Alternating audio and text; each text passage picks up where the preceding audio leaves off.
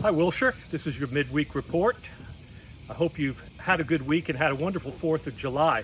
I actually went with Kim to San Antonio to see my granddaughters and my grandson because Jillian and her husband Chris and son River actually moved to San Antonio just last week. And so we had a good time visiting, and in fact, look who we brought home with us. Hi, Wilshire. This is Finley and this is Zetta. Hi, Wilshire.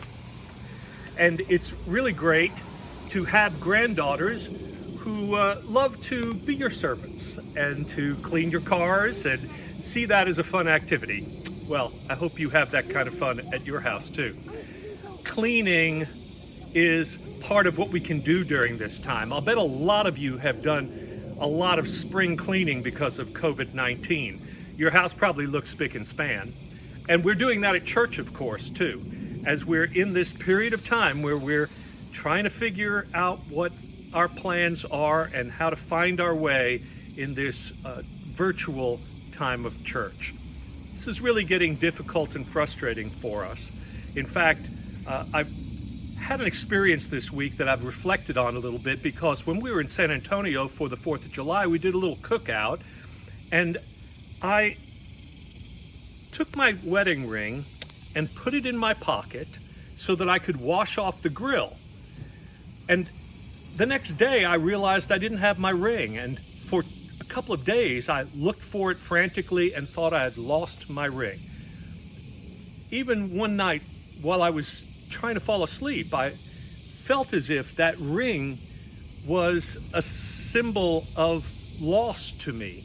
And finally, when we got back here to Dallas and we were unpacking, I found my shorts that I had on that day and forgot that I'd put it in there, and thank goodness, here's my ring. Now, here's the thing. I never wasn't married, and it didn't really affect my relationship with Kim, but it was a symbol of my relationship with her that I wanted to cling to. Now, our church is having to meet virtually right now. We all want to be present to each other fully, and being in the building is sort of like a symbol to us of our closeness to each other. But for right now, we have to remind ourselves that that symbol doesn't mean that we aren't deeply connected to each other and to God through Jesus Christ. So let's keep our eye on the ball about that. Let's be patient. In fact, my son-in-law Garrett and I penned a column for Baptist News Global just this week that you can find on social media or on Mark Wingfield's enterprise, Baptist News Global, and you can see what we've talked about as we've urged churches to be careful and to be restrained in their eagerness to get back together. We are in a really bad patch in the coronavirus right now, as many of you know. But in the meantime, there's lots of things that we can do together.